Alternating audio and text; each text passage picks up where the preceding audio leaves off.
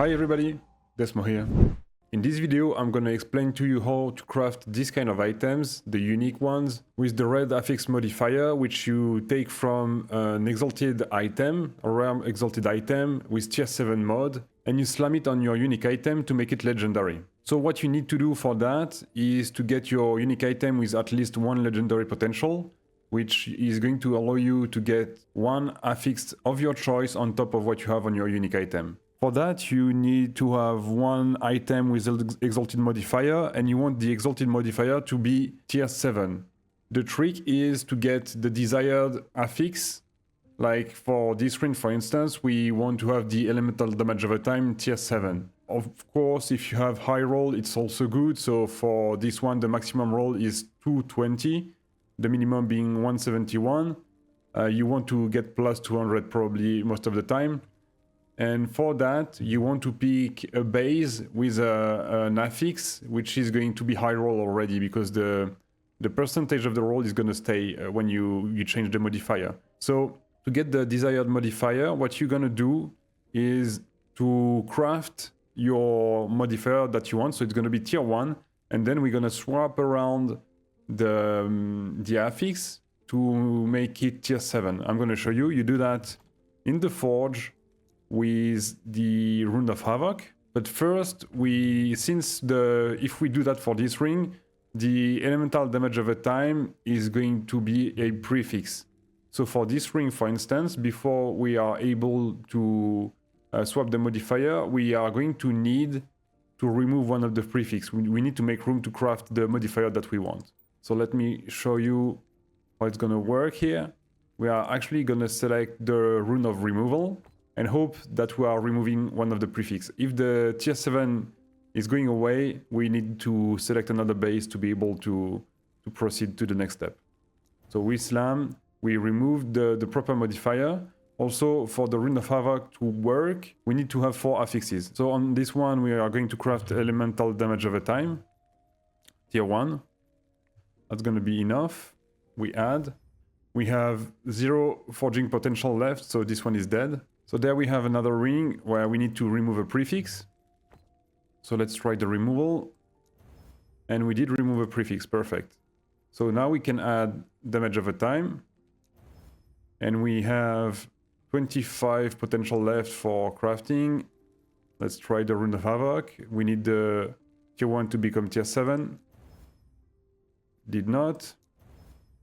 Still not. Now the minion damage is tier 7. 25 potential left. This tier 2, the health is now tier 7. And there we go. We have the damage over time, tier 7, 200 increased elemental damage over time. So this is what we need. So this is how you get the exalted modifier to be tier 7. And there, the last step is to go to the Sanctum, to kill the boss and to select the proper modifier. I'm going to show you also after that one how it works with more than one legendary potential for the item.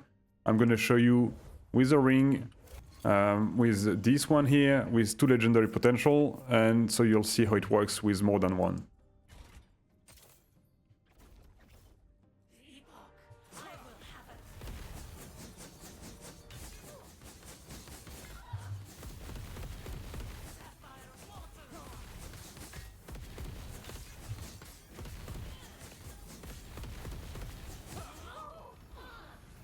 So there we go, we got the boss down. So after that, what you do, you go to the altar at the end of the dungeon.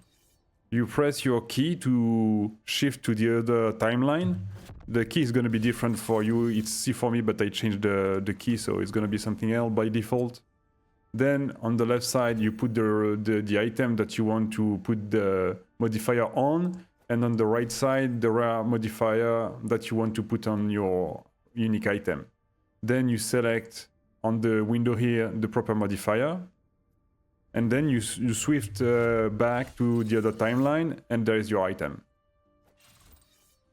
So this is how you get the 1 legendary potential on your item.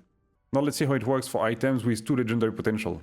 To begin with, when you slam an item with more than 1 legendary potential, The second, the third, and the fourth, if you have 4 legendary potential, affixes are not going to be deterministic. You cannot choose every one of them. You will have to select the first one, and then the other one are going to be randomly picked among the modifiers that you have.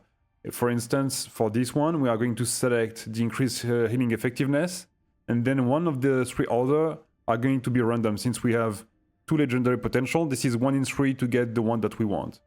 So here I got modifiers that are all tier 5, so this is ideal. You want to have as many tier 5 or tier 6 or tier 7 as much as you can. As you can see here, there's items that can have more than 1 exalted modifier. So if you can have more than 1 which are meaningful, this is the perfect situation.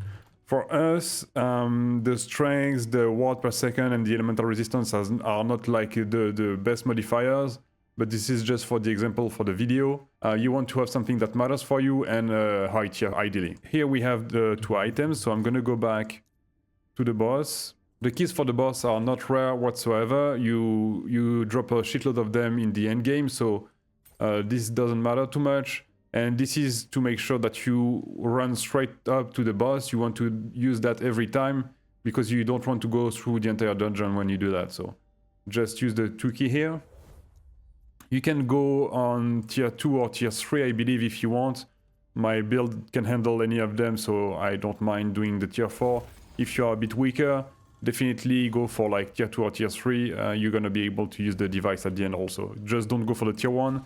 On the tier 1, you cannot use the device with the deterministic modifiers, so this is what you do. Be careful with the slam here, it can kill you if you don't have enough health.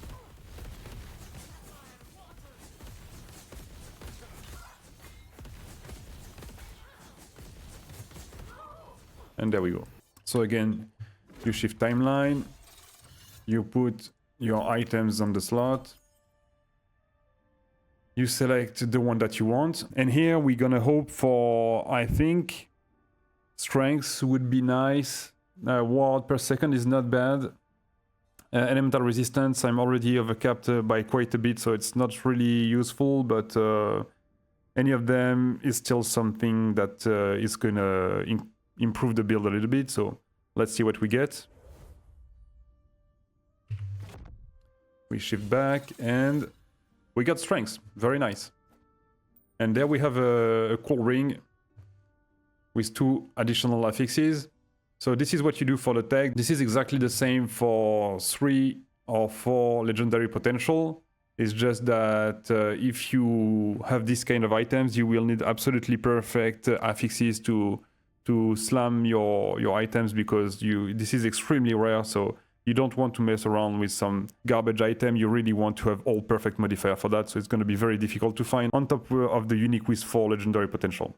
So this is pretty much it for the video. If you have any question, please leave a comment, or if you want to add anything, tips or advice for other people that I would not have mentioned. And until my next video, take care of yourself and bye.